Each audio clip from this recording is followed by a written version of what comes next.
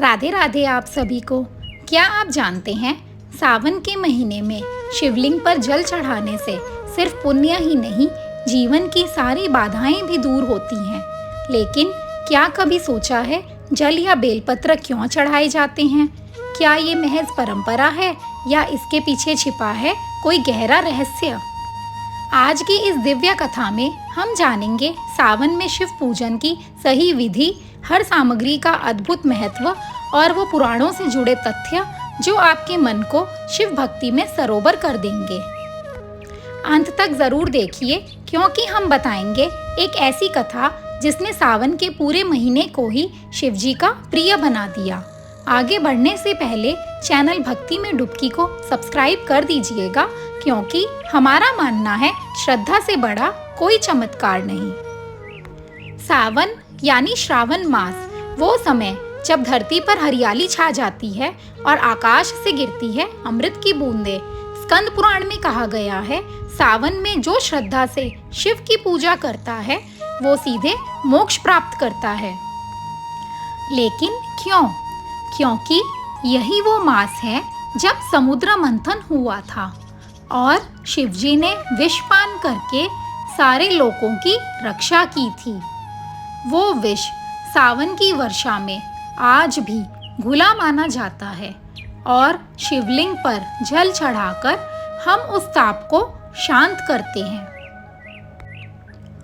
शिव पूजा की विधि बहुत सरल है और उससे भी सरल है भोले बाबा को प्रसन्न करना, पर भाव शुद्ध होना जरूरी है, तभी फल भी अनंत होता है। सबसे पहले स्नान और शुद्धि। प्रभात में स्नान कर सफेद वस्त्र पहने, जल या गंगा जल से अभिषेक, शिवलिंग पर जल चढ़ाएं। गंगा जल अगर हो तो अति उत्तम। क्यों? क्योंकि गंगा माता स्वयं शिवजी की जटाओं में समाहित हैं। गंगा जल से अभिषेक करना शिवजी को उनका प्रिय रूप वापस देना माना जाता है। पंचामृत, दूध, दही, घी, शहद और शक्कर से अभिषेक करें। हर तत्व का अलग अर्थ है। दूध आपके भीतर की शुद्धता का प्रतीक, दही जीवन में संतुलन और पोषण, घी आत्मसमर्पण की भावना, शहद वाणी की मधुरता, शक्कर जीवन में आनंद और मिठास। पंचामृत सिर्फ शरीर को नहीं, आत्मा को भी शुद्ध करता है। अब जानते हैं हर वस्तु जो शिवजी को चढ़ाई जाती है उसका आध्यात्मिक रहस्य क्या है। बिल्व पत्र यानी बेलपत्र त्रिदल होते हैं, ब्रह्मा विष्णु महेश के प्रतीक। इनमें प्राकृतिक ठंडक होती है जो शिवजी के तेज को संतुलित करती है। बिल्व पत्र से जुड़ी कथा। एक बार राक्षस भस्मासुर ने शिवजी से वरदान लेकर विनाश मचाया। तब नारद जी ने शिवलिंग पर बेलपत्र चढ़ाकर प्रलय को शांत किया। तभी से बेलपत्र शिव भक्ति का पहला प्रतीक बन गया। धतूरा और भांग शिवजी को विषप्रिय कहा गया है। धतूरा और भांग विष के प्रतीक हैं जो उन्हें प्रिय हैं, क्योंकि वो सबसे विषैले भाव को भी शुद्ध कर लेते हैं। सफेद फूल जैसे आक, कुंद, कनेर। शिव को सादगी और सफेदी प्रिय है, क्योंकि वो संसार के रंगों से परे हैं। भस्म, शिव भस्म लगाते हैं क्योंकि उन्हें स्मरण है शरीर नश्वर है, आत्मा अमर। जब हम भस्म चढ़ाते हैं हम भी यही स्वीकार करते हैं, जीवन क्षणिक है, शिव भक्ति शाश्वत। दीप और धूप। धूप जलती है वासनाओं को भस्म करने के लिए, दीप जलता है अहंकार को जलाने के लिए। ये सिर्फ वातावरण नहीं, अंतरात्मा को भी शुद्ध करते हैं। सिंदूर या कुमकुम नहीं चढ़ाते, क्योंकि वो गृहस्थ का प्रतीक है और शिव हैं वैराग्य के देव, उन्हें चढ़ाना वर्जित है। शंख से जल नहीं चढ़ाते, क्योंकि शंख समुद्र से उत्पन्न है और विष्णु जी का अस्त्र है। शिवलिंग पर शंख से जल चढ़ाना तत्वों का टकराव माना जाता है।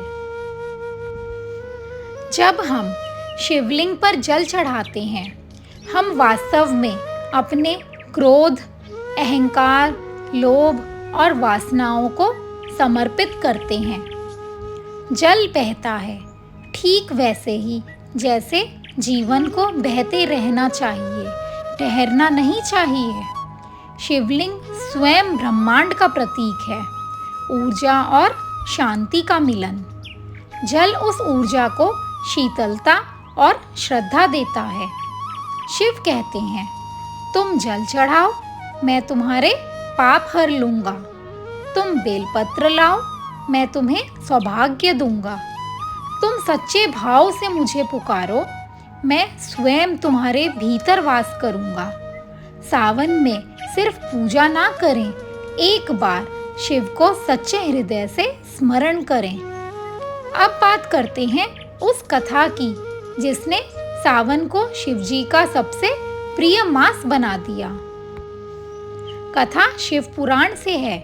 समुद्र मंथन के समय जब देवराज इंद्र, लक्ष्मी, धनवंतरी सबको अमृत और रत्न मिले, तब एक भयानक विष भी निकला, हलाहल। वो विष इतना भयंकर था कि उसकी ज्वाला से देव, असुर, पृथ्वी सब जलने लगे।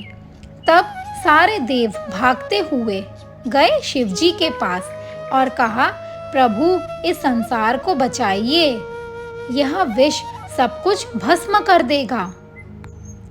शिवजी ने एक क्षण भी सोचे बिना पूरा हलाहल पी लिया, पर उसे गले से नीचे नहीं उतारा, इसलिए उनका गला नीला हो गया और वो कहलाए नीलकंठ।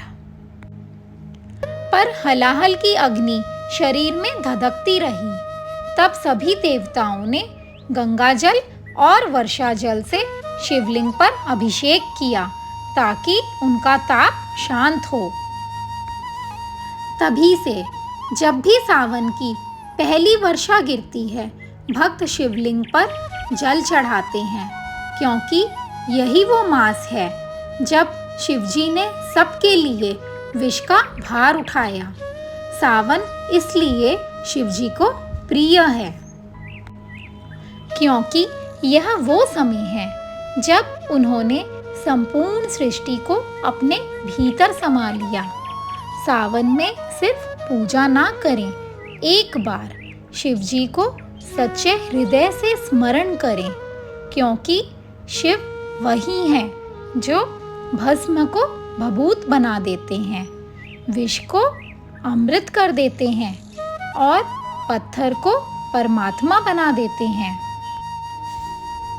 शिवलिंग पर चढ़ाई हुई जल की एक एक बूंद शिवजी के उस बलिदान को स्मरण करती है, और जब आप सच्चे भाव से कहते हैं ओम नमः शिवाय, तो शिव केवल सुनते नहीं हैं, आपके भीतर उतर आते हैं। शिव पूजा कठिन नहीं है, पर भावनाओं से भरपूर होनी चाहिए। ओम नमः शिवाय, यह 5 अक्षर न म शिवाय आपके पंच तत्व पृथ्वी, जल, अग्नि, वायु, आकाश को शिव में विलीन कर देते हैं। अंत में शिवजी से कुछ मांगिए मत, बस कहिए जो उचित हो वही दीजिए, क्योंकि शिव वही देते हैं जो वास्तव में हमारे कल्याण के लिए हो। देखिए, जरूरी नहीं सभी इच्छाएं पूरी हों, क्योंकि कभी-कभी कुछ इच्छा ना पूरी होने में ही हमारा भला छिपा होता है। शिव पूजा सिर्फ क्रिया नहीं, एक आत्मिक यात्रा है जो हमें हमारे भीतर के शिव तक ले जाती है। ओम नमः शिवाय। तो अगर बात अच्छी लगी हो तो कमेंट में लिखिए ओम नमः शिवाय, और शेयर कीजिए ये दिव्य ज्ञान अपने उन मित्रों से जो शिव भक्ति में खो जाना चाहते हैं। ऐसे और वीडियो के लिए चैनल भक्ति में डुबकी को ज़रूर सब्सक्राइब करें। जय शिव शंभो, हर हर महादेव। तो अगर बात अच्छी लगी हो तो चैनल को सब्सक्राइब ज़रूर कर दीजिएगा। राधे राधे आप सभी को।